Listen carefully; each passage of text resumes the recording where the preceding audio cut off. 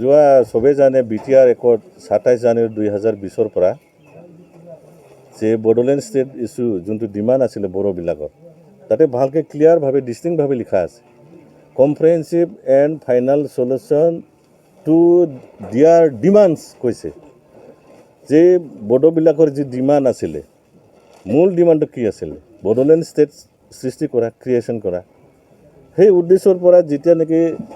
বড়োলেণ্ড ষ্টেটটো মানে ফাইনেল এটা ফুল ষ্টপ হৈ গ'ল যে ভাৰত চৰকাৰে অসমে মিলি পেলাই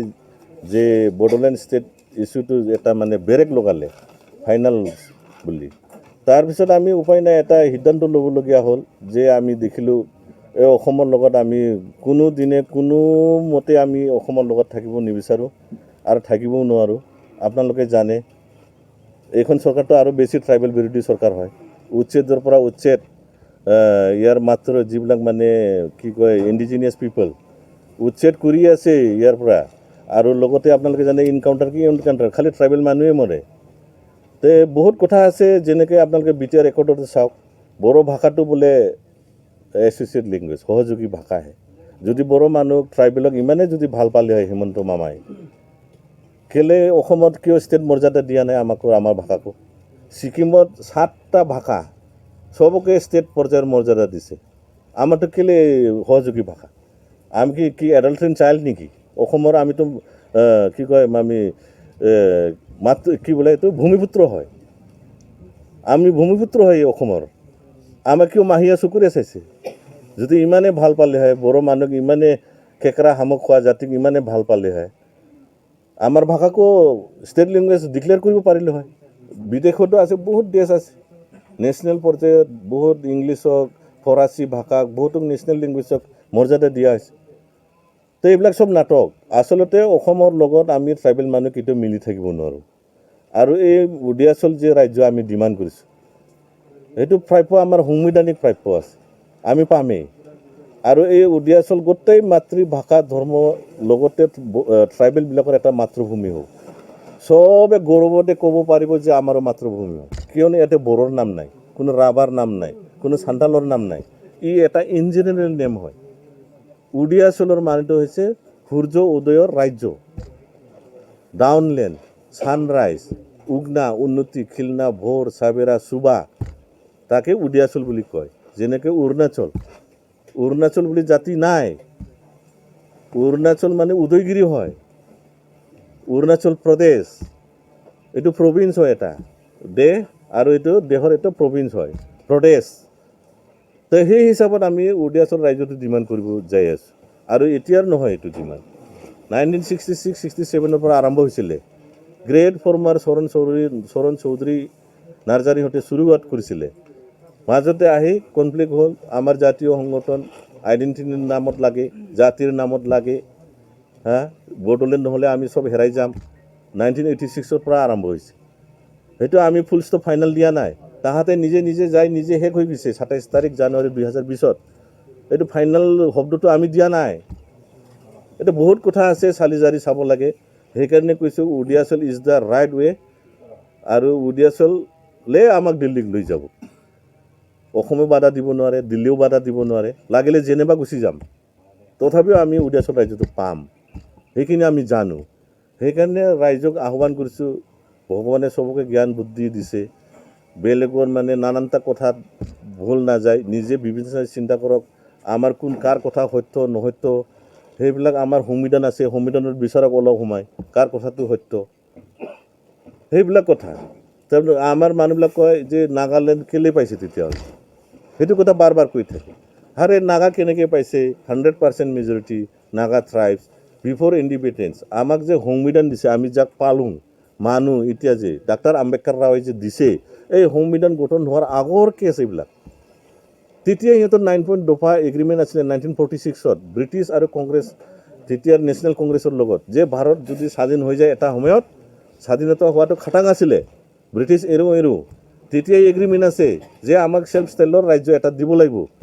তাৰ মানে বুজি কৰা সেইকাৰণে কোন হয় এইটো ডেপুটি চিফ গোবিন্দ নেকি সেইদিনাখন ক'লে যে বোলে পৃথিৱীতে নজিৰ নাই বোলে আমাৰ ইয়াতে নজিৰ নাই শান্তি শক্তি হোৱাৰ পিছত আকৌ কোনোবা মানুহে সব বিসৰ্জন দিয়াৰ পিছত ডিমান্ড পৰ্যন্ত এৰি দিয়াৰ পিছত বন্দুক বাৰুদ সব দিয়াৰ পিছত চৰকাৰক সাইন কৰি শান্তি চুক্তি আকৌ জেলত যোৱা সেইকাৰণে কৈছোঁ মই নেলছন মেণ্ডেলাক 27 বছৰ জেলৰ ভিতৰত সাইন কৰিছে তাৰপিছত ওলাব লগা হৈছে চৰকাৰে নিজে যাই ওলাইছে প্ৰেছিডেণ্ট হৈছে সবকে সাউথ আফ্ৰিকাৰ নাম্বাৰ 1 নাগৰিক প্ৰেছিডেণ্ট তাৰপিছত তাক দিয়া হৈছে নোবেল পুৰস্কাৰ ইয়াৰ কি হয় ৰঞ্জন নিমেৰে পিছ একোটা সাইন কৰিল একমাহ থাকি আকৌ জেলত সোমাই দিল এইবিলাক সব নাটক সেইকাৰণে কৈছোঁ মই বাৰ কৈছোঁ 1 নম্বৰ দফাটো যোনে সোমাইছে 9.4 দফা জনক এই মানুহজনে সোমাইছে কোনে ড্ৰাফটিং বনাইছে এইটো হুদক প্ৰথমত सोर बानाया बे ड्राफ्टिंखौ कम्पिउटाराव सोर जिरायनानै बानाया इम्बु थेमा ना मामा सोर बानाया बे मानसियानो रन्जन दैमारिखौ सोफिनदों সেইকাৰণে কৈছোঁ মই সিগনেচাৰ কালেকশ্যন কৰক 1 লাখ মিনিমাম হ'ব লাগে NDBI বিলাকক সংকোচৰ পৰা এনেকৈ সিগনেচাৰ কালেকশ্যন কৰক তাতে থাকিব লাগে মেমৰেণ্ডামত জেনেৰেল এমনেষ্টি পাব লাগে সব শান্তি চুক্তি হোৱাৰ পিছত কেলে জেলত যায় এটা মেমৰেণ্ডাম হোম মিনিষ্টাৰক দিব লাগে কপিটো প্ৰাইম মিনিষ্টাৰ কপিটো চিফ মিনিষ্টাৰ আমিও সিগনেচাৰ দিম যিমান পাব্লিক আছে সিগনেচাৰ দিব খাটাই নুখুলিব কিন্তু সেন্টিমেন্ট আছে ৰঞ্জন दैमारि ওলাব লাগে আৰু যিজনে সেই মেমৰেণ্ডাম অফ সেটেলমেণ্টত যিবিলাক সিগনেটৰিজ আছে সিহঁতে যদি এই মেমৰেণ্ডামৰ সিগনেচাৰ যদি নিদিয়ে যদি প্ৰমোদ নিদিয়ে গোবিন্দ নিদিয়ে ভাবিলক এই ভিতৰৰ এজন ইয়ে সেইকাৰণে কৈছোঁ যেনেকৈ হওক ৰঞ্জন दैमारिক ওলাব লাগে এইখিনি আমাৰ ৰিকুৱেষ্ট মানে লাজ লাগি গৈছে সদায় সদায় এইবিলাক কথা ওলি থাকে সেইকাৰণে সবকে ৰিকুৱেষ্ট কৰিছোঁ যে কনষ্ট্ৰাকটিভ হ'ব লাগে নিজৰ জাতি ভাই হয় এটা সময়ত লাগিছিলে হা ইয়াক কচু দানা দালি ঝোল পুৰাণা ভাত পচা পকা দালি খাই আছে বেচাৰা জেলত তাহাঁতে মদে মাংস এচি বাবৰে ডাঙৰ ডাঙৰ গাড়ী ঘৰ বাৰী হা লাজ নালাগে নিজৰ লগৰ ফাউণ্ডাৰ প্ৰেছিডেণ্ট জেলত বহি আছে কেনেকৈ চলিব পাৰে সিহঁতে এনেকৈ সেইকাৰণে অনুৰোধ কৰিছোঁ গোটেই ৰাজ্য আমাৰ বিশেষকৈ আমাৰ বড়ো ভাইবিলাকক বড়োলেণ্ড ষ্টেট আৰু নাই এইটো নিষেধ হৈ গ'ল এতিয়া ৰাজ্যটো লাগে আমাক আমিতো এৰি নিদিওঁ অসমৰ লগতো আমি নাথাকোঁৱে সেইকাৰণে কৈছোঁ 2030ৰ ভিতৰত আমি ৰাজ্য গঠন কৰিমেই আৰু আমি 30-70 শ্লোগান দিছোঁ 30% মানে 30% আমি ট্ৰাইবেল এলেকা আমি বহবাস কৰোঁৱে সেইটো মামা মাথা বিষৰ দৰকাৰ নাই আমাক যিখিনি 30% আমি বহবাস কৰোঁ জেনুইনলি আমি য'ত থাকোঁ সেইখিনি এলেকা আমাক স্বাধীন কৰি দিব লাগে আৰু ভাৰত চৰকাৰেও শুনিব লাগে আমি ৰিচেণ্টলি মেমৰেণ্ডাম গঠন কৰিম গোটেই ডিষ্ট্ৰিক্ট কমিটিবিলাক বড়ো এলেকা যিবিলাক BTC এলেকা গঠন কৰি আমি গণতান্ত্ৰিকভাৱে আন্দোলন কৰিম আমি শ্লোগান দিছোঁ এক গাল মাৰে তো দুসৰা भी दे दो फिर भी अलग राज्य चाहिए उड़ियाचल मांग के रहेंगे আমি জানো আমাৰ আলাদা ৰাজ্য হোৱাৰ কোনো কমি নাই दिल्ली के टाइप क्वेश्चन करीम हमें आप किस आधार पर अलग राज्य गठन करने से माना करेंगे আমি জানো नेम ऑफ स्टाइल नोमेनक्लेचार এইফালে যেনেকৈ হৈ আছে পশ্চিম ফালে ৰাজ্য আমিও সেম ৰাস্তা দি খুজি আছোঁ দিল্লীকে ক'ব পাৰে তহঁতে নাপাই এইফালে দিছোঁ যদি দিল্লীয়ে আমৰ ফল দিয়ে লাডাখক আমিও যদি আমৰ ফল বিচাৰোঁ দিল্লীয়ে কি কয় নৰ্থ ইষ্টৰ মানুহ খাব নাপায় কোন সংবিধানত লিখা আছে সেইকাৰণে কৈছোঁ জানিব লাগিব বুজিব লাগিব গোটেই বস্তুটো চালি জাৰি চাব লাগিব আলাদা ৰাজ্য উড়িয়াচল পোৱাটো খাটাং আৰু ই এটা ইন জেনেৰেল নেম হয় গোটেই জাতি ভাষা মানুহৰ এটা বাসস্থান হ'ব মিনিংফুল ৰাজ্য হ'ব আমি য'তে মতে ওলোৱা নাই আমি ভুল পথে পৰিচালিত কৰিব বিচৰা নাই নিজৰ চকু আছে পঢ়ক চাওক সংবিধানত যদি লেণ্ড বিচৰা নতুন ৰাজ্য বড়োলেণ্ড নাগালেণ্ড সাঁওতাললেণ্ড তেনেকৈ যদি পোৱা থাকিলে বিচাৰক পোৱা নাই সংবিধানত ক'ত আছে হা তেতিয়াহ'লেতো জয়গাঁও পুঞ্চলিঙৰ ওচৰত ট'টো জাতি আছে 5,000 জনীয়া মাত্ৰ তাহাঁতকো ট'টোলেণ্ড দিব লাগিব সেইকাৰণে গোৰ্খালেণ্ড ফেণ্ডিং গোৰ্খাৰ কথাও মই কৈ আছোঁ गोरखा माने जुन जातिले लड़ने करने एक्सपर्ट से मरने डर लगते ना तेले नेपाली में गोरखा बन्छ એટલે জাতিত গ'ল যদি দাৰ্জিলিঙৰ নামত বিচাৰিলে ইউনিয়ন টেৰিটৰি হৈ যায় লাডাখৰ আগত হৈ যায় দাৰ্জিলিং ইউনিয়ন টেৰিটৰি গোটেই ভাৰতবৰ্ষটোত কোনো মতে নাই এথনিকেল ৰাজ্য এই সময়ত নহয় আগত ব্লেক এণ্ড হোৱাইট টাইমত যেতিয়া হৈছিলে সেইটো গ'ল তেতিয়া বড়ো মানুহ শুই আছিল নেকি নাজানো আৰু এটা কথা ওলাব পাৰে 1930 কালীচৰণ গুৰুদেৱে ব্ৰহ্মপুত্ৰৰ এই পাৰত ট্ৰাইবেলবিলাকৰ পলিটিকেল এণ্টিটিৰ নামত এটা ৰাজ্য বিচাৰিছিলে, কিন্তু এইটো বড়োলেণ্ড বিচাৰিছিলে নে উডিয়াচল বিচাৰিছিলে সেইটো নাছিলে। এই পুৰণা লিডাৰবিলাক ক'ব পাৰে আমাৰ এগেইনষ্টত। আমাৰ ডিমাণ্ডটো 1930 শুৰু হৈছিলে, কালীচৰণ ব্ৰহ্মই কৰিছিলে, কিন্তু সেইটো কালাৰ নাছিল। কি বিচাৰিব খুজিছিল ময়ো নাজানো, নামাকৰণে নাই। সেইকাৰণে চৰণ চমৰ চৌধুৰীহঁতে দেখিছিলে যে বড়ো মানুহ একত্ৰিত নহয়, এটা জেগাত বসবাস নকৰে, বিভিন্ন নানান জাতি ভাষা ধৰ্মৰ মানুহবিলাক থাকে। এঞ্জৰ গুটুনি লামাত যেৰকম যাবে তেনেকৈ শেষ কৰিব। এইটো ৰাস্তা নাই, উশাহটো লাগিব। প্ৰমোদ বড়োতে 1 নম্বৰত পলাল। মই কেতিয়াও ইএম নহ'ম, চিফ নহ'ম, এইটো গম পাইছে, কেছটো বেয়া হৈ গৈছে। উৰ্খাও কৰাব লাট মাৰি যা মই প্ৰেচিডেণ্ট হ'ম ইউ পি পিএলত, চিফ হৈ বহি থাকিম। এনেকুৱা মিছলীয়া মানুহ থাকে। তাৰপিছত ক'লোঁ মই ৰঞ্জন দৈমাৰীৰ কেছ। প্ৰথমতে মুৰ্দাবাদ জিন্দাবাদ খালি ধ্বনি লগাই মই যোৱাবাৰ এটা ক্লিপ দিছিলোঁ। 9.4 দফাত NDB ভাইবিলাকৰ যিবিলাক ঘোৰ অপৰাধী ওলোৱাৰ ৰাস্তাই লিখাই নাই। তাতে কৈছে চেল বি এক্সামিন দা, কি কৈছে মানে ৰিভিউ কৰা হ'ব বুলি কৈছে। মানে যিবিলাক ঘোৰ অপৰাধী কৰা আছে, চিৰিয়েল বম ব্লাষ্টাৰ্ছ কৰা আছে, সিহঁতক আমি এক্সামিন কৰি চাম, এক্সামিন কৰি চাই পেলাই এৰি দিম বুলি ভাষাই লিখা নাই। কেনেকৈ ওলাব ৰঞ্জন দৈমাৰী? হাগ্ৰামাৰ টাইমত বিএলটি ৰেকৰ্ডত কেনেকৈ ওলাই সিহঁতে জেনেৰেল এমনেষ্টি পায়? না আন্দোলনটো বেলেগ বেলেগ আছিল, এইফালে মানুহ মৰাটো বেলেগ আছিল, এইফালে মানুহ মৰাটো বেলেগ। কি আছিল আন্দোলন? কিমান চিৰিয়েল বম ব্লাষ্ট হৈছে হাগ্ৰামাৰ যেতিয়া আন্দোলন হৈছিলে? কোকৰাঝাৰ পোখৰাগ্ৰামৰ 4বাৰ বম ব্লাষ্ট হৈছে ট্ৰেইনত, গিনতি কৰিব পৰা নাই, হাজাৰ হাজাৰ মৰি গৈছে। কেনেকৈ ক্ষমা পাইছ? সেইটো ইণ্ডিভিজুৱেল কেছ নাছিলে, সেইটো গোটেই ৰাজহুৱা ছাত্ৰজনীতহে কেছ আছিলে, এইটো পলিটিকেল কেছ আছিলে। আৰু এটা কথা মই আজি ক্লিয়াৰ কৰি দিওঁ, ফ্ৰেমবল ষ্টেটমেণ্ট যোনটো নেগোচিয়েশ্যন চাওৰাই সেইটো খালি চৰকাৰে কৰে দেই। বাকী 1 নম্বৰত মোক ৰাজ্য লাগে, 2 নম্বৰত ভাষাটো উমুক কৰিব লাগে, 3 নম্বৰত ব্ৰিজ বনাব লাগে, 8 নম্বৰত উমুক কৰিব লাগে। 9.4 দফাটো এই আন্দোলনকাৰীয়ে সোমাইছে। ই আহি নিজে 9 দফাটো হাইনাছ নন হাইনাছটো এনেই সোমোৱা নাই, এই একতকাৰীৰ মাজৰ পৰাই আছে কোনোবা মানে বগা চিয়াল, ইয়ে সোমাইছে। এইটো তাৰমানে ভয় পাইছে নেকি, ইয়াক ওলাব দিব নালাগে, আকৌ সোমাই দে তাক। আৰে কিয় ভয় কৰিব লাগে? ৰঞ্জন দৈমাৰী কি বাঘ নেকি? এই যে খাই দিব চবকে। বেচেৰা ওলালো হয়, দুইমুঠি ইমান বছৰৰ পিছত আহি পেলাই ঘৰৰ ভাত খালী হয়। তাৰপিছত ইহঁতে ইলেকশ্যন খেলিব লাগিলে হয়, ইলেকশ্যন খেলাৰ পিছতে হাৰা জিতা কথা আছে, তাৰপিছতে যদি চিফ হ'লে হয়।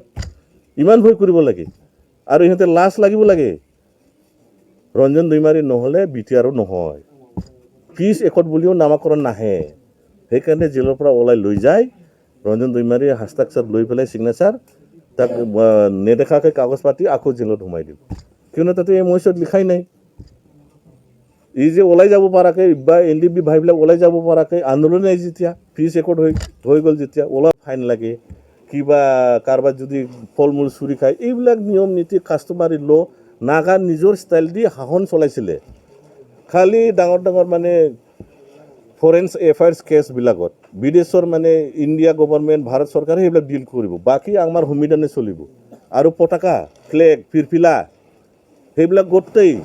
সিহঁতৰ নিজাববীয়াকৈ আছিল। সেই গ্ৰাউণ্ডক নাগালেণ্ড বুলি 1963 1 ডিচেম্বৰত দিয়া হৈছে মৰ্যাদা।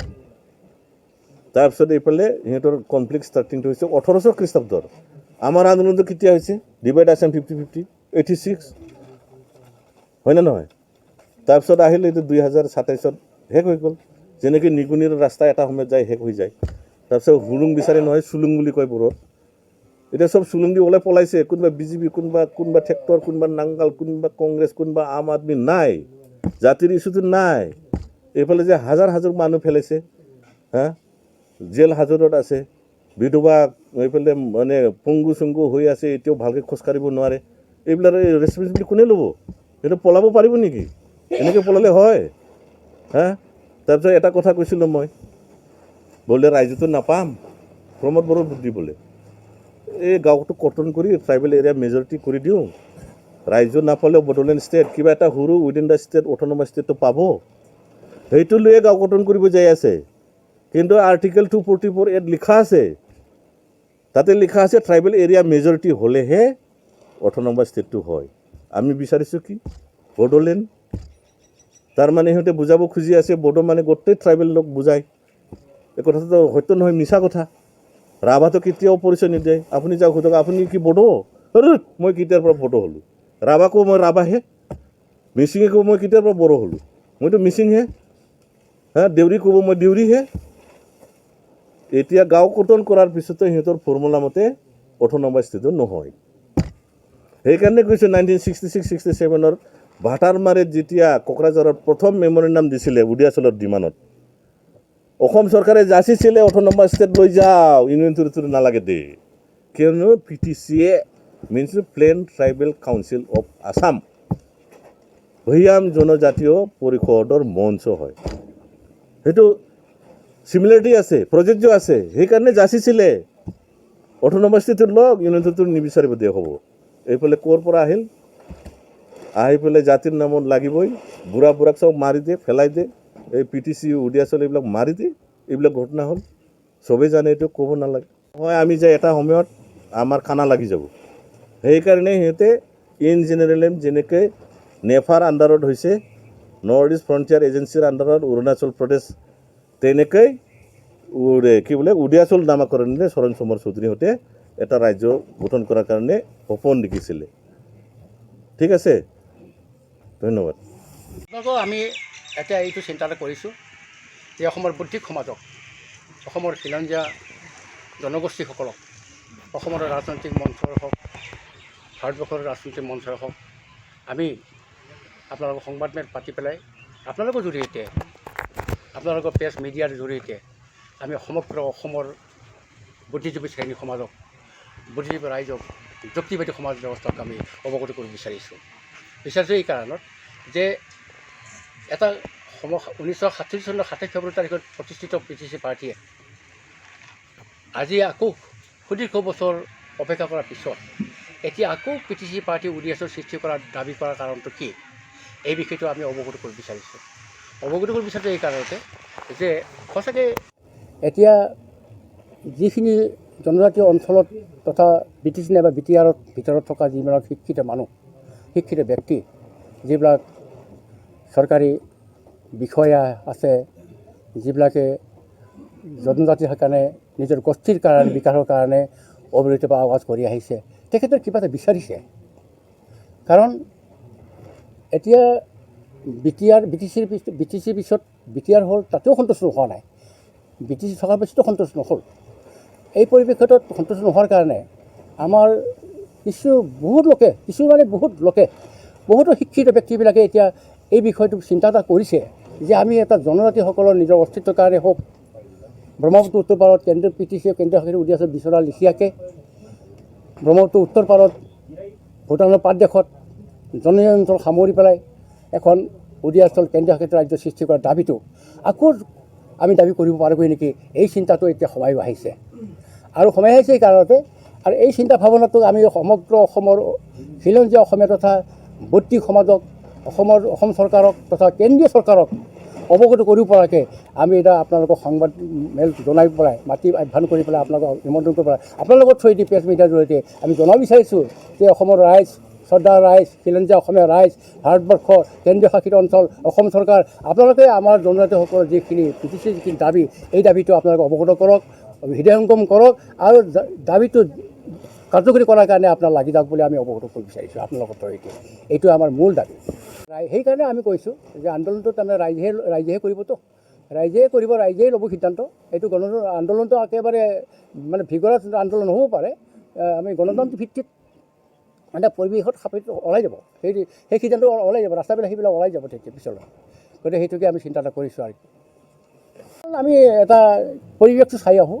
আমি পৰিৱেশটো চাই লওঁ ৰাইজৰ আপত্তি তেনেকুৱা ভিগৰা আন্দোলন নহ'ব পাৰে আমাৰ গণমত আমি সভা সমিতি পাতি পেলাই ৰাইজক অৱগত বিচাৰিছোঁ তাৰ মাজত চিন্তা কৰি ভৱিষ্যতে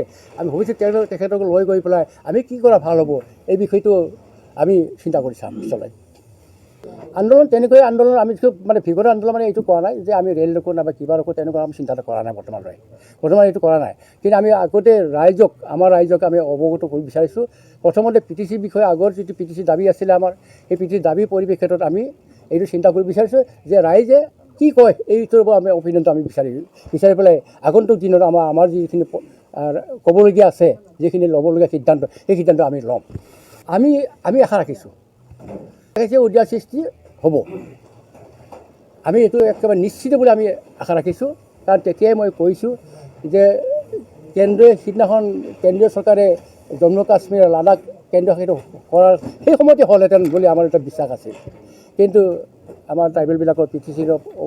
চি দলৰ যিটো সিদ্ধান্ত, পি টি চি পাৰ্টীৰ যিটো সিদ্ধান্ত, অৰুণাচল দাবীৰ যিখিনি সিদ্ধান্ত, সেই সিদ্ধান্তৰ ওপৰত বিভিন্ন ধৰণৰ ৰাজনৈতিক সংঘাত আহি গ'ল। এই সংঘাতৰ কাৰণে আমি কিছু থাকিব লগা হ'ল। এইটো অৱস্থা আমাৰ। আশাবাদী আমি কেন্দ্ৰীয় চৰকাৰৰ লগত আলোচনা কৰি পেলাই নিশ্চয় অসম চৰকাৰে এই বিষয়ত কোনো মোৰ বিশ্বাস সিহঁতক নিদিয়ে। কেন্দ্ৰীয় চৰকাৰে নিশ্চয় চিন্তা কৰিব। আমি সেইকাৰণে আমাৰ জনজাতিসকলৰ মাজত যিবিলাক বুদ্ধিজীৱী শ্ৰেণী, যুক্তিবাদী ব্যক্তি এটা আমি চিন্তা এটা কৰি পেলাই আগন্তুক দিনত আমি এটা সিদ্ধান্ত ল'ম। এই সিদ্ধান্তটো আমি গণতান্ত্ৰিকভাৱে সিদ্ধান্ত ল'ম। ইয়াত কোনো আমি একেবাৰে ডেষ্ট্ৰাকটিভ কোনো সিদ্ধান্ত আমি নলওঁ। এইটো কথা।